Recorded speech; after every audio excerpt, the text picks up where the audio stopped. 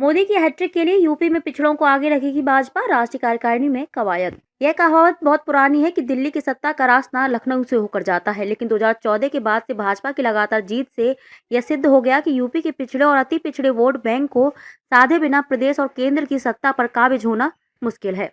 भाजपा ने लोकसभा चुनाव 2024 में भी प्रदेश के पिछड़े और अति पिछड़े वोट बैंक को साधकर प्रधानमंत्री नरेंद्र मोदी के नेतृत्व में जीत की हैट्रिक बनाने की तैयारी की है। 16 और 17 जनवरी को दिल्ली में हुई पार्टी की राष्ट्रीय कार्यसमिति की बैठक में यूपी से उप मुख्यमंत्री केशव प्रसाद मौर्य से राजनीतिक प्रस्ताव का अनुमोदन कराकर लोकसभा चुनाव में पिछड़ों को साधने का संदेश दिया गया। लोकसभा चुनाव 2014 में भाजपा ने पहली बार प्रदेश के गैर यादव पिछड़े और अति पिछड़ों को साधने की रणनीति पर काम शुरू किया था। यह प्रयोग सफल रहा।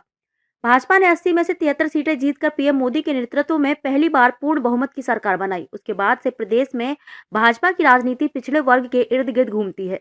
पार्टी ने सत्ता से लेकर संगठन में पिछड़ों की भागीदारी को बढ़ाए। केशव प्रसाद मौर्य को 2016 में भाजपा का प्रदेश अध्यक्ष बनाया। पिछड़े वोट बैंक के बूते पार्टी ने 2017 में रिकॉर्ड सीटों के साथ यूपी में सरकार बनाई। लोकसभा चुनाव 2019 में भी सपा बसपा के गठबंधन के बावजूद पिछड़े वोट बैंक के बूते ही भाजपा 80 में से 64 सीटें जीतने में सफल रही। 2019 लोकसभा चुनाव में भाजपा के टिकट पर 2 दर्जन से अधिक पिछड़े वर्ग के सांसद चुने गए। योगी सरकार के 52 सदस्यीय मंत्रिमंडल में पिछड़े वर्ग से 18 मंत्री हैं। 2022 विधानसभा चुनाव में पार्टी ने 137 सीटों पर पिछड़े वर्ग के प्रत्याशी उतारे थे। इनमें से 89 चुनाव जीते। यूपी से प्रमुख पिछड़ी जातियों में जाट, शाक्य, राजभर, यादव, कुर्मी, निषाद, गुर्जर समाज के नेताओं को राज्यसभा भेजा गया। राष्ट्रीय कार्यकारिणी की बैठक के साथ ही भाजपा ने लोकसभा चुनाव का शंखनाद कर दिया है। ऐसे में यूपी में जीत का सिलसिला बरकरार रखने के लिए पार्टी ने पिछड़ों को साधे रखने की भी रणनीति अपनाई है। प्रदेश में पिछड़े वर्ग में केशव प्रसाद मौर्य को पार्टी का चेहरा माना जाता है। विधानसभा चुनाव में हार के बावजूद पार्टी ने केशव को उप मुख्यमंत्री बनाया। इसके बाद विधान परिषद में नेता सदन की जिम्मेदारी सौंपकर उनका कद बढ़ाया।